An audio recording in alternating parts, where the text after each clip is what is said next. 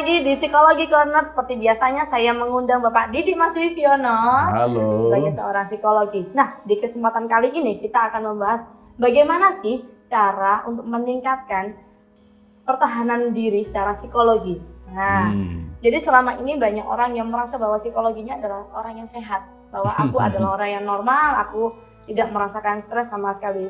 Padahal tanpa kita sadari, stres itu muncul secara tiba-tiba. Ya. Oke, kita beri contoh aja dari stres paling ringan. Gaji bulanan mau habis, tanggal tua. Itu otomatis sudah merasakan tekanan, ya betul ya Pak ya? Betul. Nah, tekanan yang sedikit meningkat.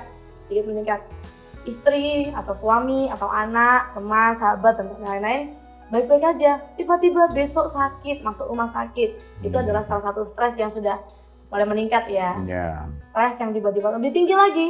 Anak-anak kerja tiba-tiba besok kamu sudah nggak usah kerja, kamu di-cut, kamu dipecat. Itu juga salah satu bentuk stres yang akan muncul secara berat, ringan, dan sedang mungkin seperti itu. Nah, bagaimana sih caranya meningkatkan pertahanan diri kita, keinginan kita untuk tetap bertahan hidup dengan baik secara psikologi?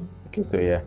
Ada beberapa hal yang harus diperhatikan untuk meningkatkan pertahanan diri kita secara psikologis.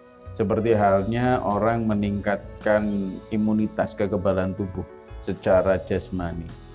Jadi kegiatan-kegiatan yang secara psikologis akan menolong kita lebih waspada, kemudian lebih membuat kita meningkat kesadarannya, apa yang harus kita lakukan dan seterusnya. Itu ada cara-caranya. Paling tidak demikian, yang pertama adalah dari pola pikir. Banyak orang yang terlalu kaku atau yang terlalu lembut di dalam berpikir. Perbedaannya apa itu? Terlalu kaku, terlalu lembut ini? Kalau terlalu kaku itu seperti orang matematik. 1 ditambah 1 sama dengan 2. Kalau saya sakit kepala, saya akan cari obat sakit kepala. Tidak ada kemungkinan yang lain. Nah, sehingga orang-orang yang demikian ini biasanya mudah patah. Pada saat kena tekanan yang besar, yang bersamaan, dan berturut-turut misalnya, di dalam 1 bulan atau dalam 1 minggu, anaknya meninggal, istrinya sakit, kemudian dia yang tadi dikatakan harus dipecat, tidak mempunyai. Itu karena bertubi-tubi, tekanannya beratnya bertubi-tubi. Kalau pola pikirnya terlalu kaku dan harapannya terlalu tinggi, maka orang ini kemungkinan akan melakukan tindakan-tindakan yang dalam tanda petik ada yang positif, ada yang negatif. Nah, kalau kebetulan dia berpikiran positif, dia akan mampu mempertahankan dirinya. Tetapi kalau cenderung pada hal-hal yang negatif, oh no, ini akan mengalami namanya depresi. Kemudian ada keinginan-keinginan untuk bunuh diri, atau karena terdesak-desak makan ada kebutuhan ekonomi untuk mengatasi hal ini, kemudian mereka mencuri, kemudian mereka merampok dan sebagainya. Jadi 2 arah itu yang akan terjadi bagi orang-orang yang kaku. Ya, kalau orang yang kaku keterlaluan demikian, pertahanan dirinya untuk menghadapi situasi yang menekan bertubi ini, untuk yang positif, oke, dia akan punya namanya pola pikir alternatif. Wah, masih ada jalan yang lain. Tidak perlu untuk mencuri, tidak boleh membunuh, ya. Kemudian dia masih ada orang lain yang mau menolong.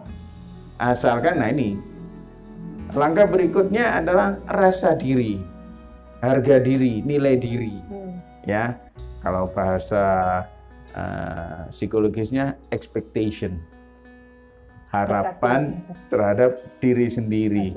Kemudian self appraisal, menilai diri sendiri. Kalau 2 hal ini tidak pernah dilatih, tidak pernah dicoba di dalam menilai diri kita sendiri, dan tidak bisa memahami untuk penerapan-penerapan yang bertubi-tubi ini, orang kemudian bisa kemungkinan melakukan tindakan negatif dan bisa-bisa pecah pribadinya. Jadi itu masih dari pola pikir. Yang kedua adalah dari peningkatan rasa. Ada orang yang lentur sekali, melankoli katanya anak-anak. Ya. Sedikit-sedikit ngek, merajuk, kemudian melemaskan dirinya dan seterusnya ya, begitu ya. Pokoknya dia butuhnya apa? Ditolong, harus dihargai, diubah dan seterusnya. Jadi dalam hal ini juga tidak begitu baik. Jadi pertahanan diri yang dari rasa yang kurang baik ini harus diperbaiki. Orang merasa semua harus dilihat. Tidak saya saja kok kalau kena masalah demikian. Masih ada orang lain. Jadi juga perlu latihan sebetulnya. Makanya latihannya semenjak kecil. Contohnya kita memberikan ajaran dari kecil itu bagaimana? Nah, begini caranya. Ada anak yang pada saat di supermarket itu pingin ice cream. Ya toh? Mamanya kemudian melarang. Nah, pada saat melarang ini sebetulnya diberikan penjelasan. Nah, waktunya kamu belum boleh. Kenapa? Kan kemarin sudah minum es krim, sekarang kau minum lagi. Diajar untuk mengerti, melatih perasaannya, mengikuti akal sehatnya. Ya, pikiran yang jelas. Sehingga anak ini kemudian, oh saya sudah selesai. Ada proses jedanya. Ada penundaan keinginan dan kebutuhan, ini yang harus dilatih. Sehingga pada saat besarnya gaji tertunda seperti tadi yang Anda katakan, hasilnya itu kan udah tanggal tua kok sudah menipis. Ada beberapa hal yang ditunda kan? Nah, kebutuhannya. Nah, kalau ini sudah dilatih semenjak kecil, saya sudah pernah ngalami kok. Itu bisa ditunda ya toh. Tapi ada orang yang karena setiap hari itu selalu dapat begitu, akhirnya apa? Dia maksakan keadaan untuk memperoleh itu. Jadi ini yang tidak sehat.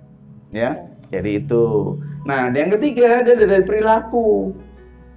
Ada orang kalau tekanan melempar, marah-marah. Iya kan, berteriak. Kemudian ada juga yang memukul. Nah, perilaku ini juga dilatih.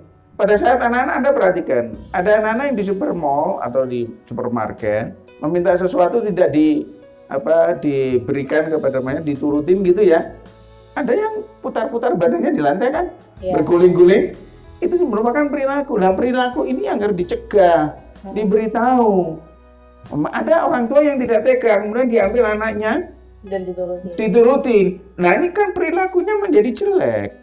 Jadi 3 hal faktor ini ada berarti dari pikiran, dari pola pikir, mindsetnya, kemudian dari rasanya, mengelola perasaan ini bagaimana, terus mengendalikan perilakunya. Ketiga ini yang harus dilatih untuk meningkatkan yang tadi Anda tanyakan, meningkatkan pertahanan diri secara psikologis untuk menghadapi tekanan. Ini yang akan menolong, ya, itu yang jelas. Nah, seandainya yang di saat ini teman-teman sudah pada dewasa, gitu. Jadi kemungkinan waktu mereka masih kecil belum terlatih secara baik, gitu. Betul. Pola pikirnya, rasanya dan perilakunya. Lalu bagaimana cara kita yang sudah dewasa dan terlambat untuk mendidik diri kita sendiri ini supaya nggak keterlaluan gitu jadinya? Ada pepatah yang mengatakan begini, terlambat lebih baik daripada tidak sama sekali. Jadi kita yang tidak menerima didikan orang tua dengan benar, kita harus bisa memaklumi diri kita itu sendiri. Tapi lebih baik mulai sekarang pada saat kita menyadari bahwa ini perlu ada perubahan, ya jangan kekeh dong hatinya, ya berprinsip yang tidak perlu untuk dipertahankan, rubah dong, ya. Akhirnya Pak, meskipun mendapatkan nilainya sedikit, tapi pertahanan dirinya akan menjadi sehat. Daripada tidak sama sekali kan, sehingga akibatnya apa? Secara sosial hubungannya dengan orang lain kemudian menjadi nikmat, dan akibatnya apa? Kalau orang enjoy dalam hidupnya, berperilaku, berpikir dan berasa, maka semuanya akan datang sendiri. Orang akan lebih menyukai, dan siapa tahu ada kesempatan yang tiba-tiba, wow, ada menawaran ini, dapat menawaran gitu. Anda tinggal memetiknya. Itulah proses dari pertahanan diri secara psikologis ini yang lebih meskipun terlambat tadi dikatakan, it's okay. Mending terlambat daripada tidak sama sekali. Nah, yang lebih parahnya adalah teman-teman yang nggak sadar. Nah, itu yang lebih parahnya. Menyadarkan. Bagaimana cara kita menyadari bahwa kita itu sudah oh aku pertahanan diriku ini ternyata kurang. Nah itu rasa sadarnya tuh nggak ada. Oh gitu ya. Jadi begini, ini karena tadi terpaut pada pemikiran yang kaku. Orang yang bengal ini. Ini kadang-kadang susah untuk diberitahu memang. Dia merasa sok benar sendiri. Karena dia begitu ya, kamu ini salah pertahanannya. Oh enggak apa-apa, pokoknya begini. Kamu enggak mau ya sudah, saya harus begini.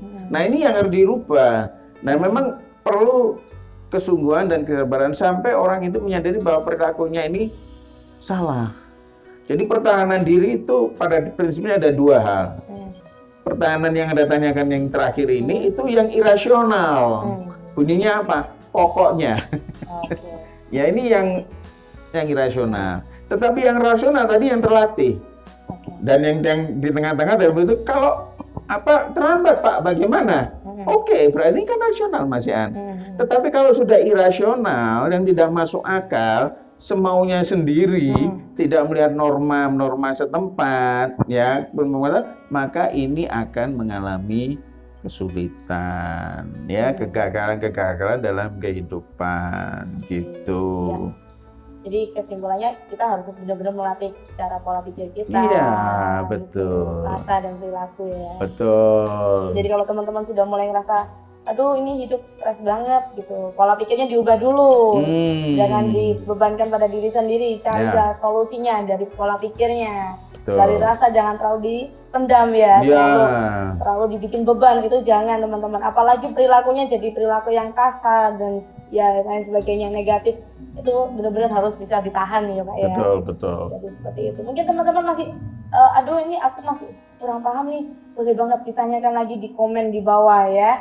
Jadi jangan lupa kalau mau tanya-tanya lagi, di like dulu, lalu di subscribe, baru komen di bawah. Share video ini ke sosial media kalian semua. Terima kasih Pak waktunya. Makasih. Dan ketemu lagi di video selanjutnya. Bye-bye.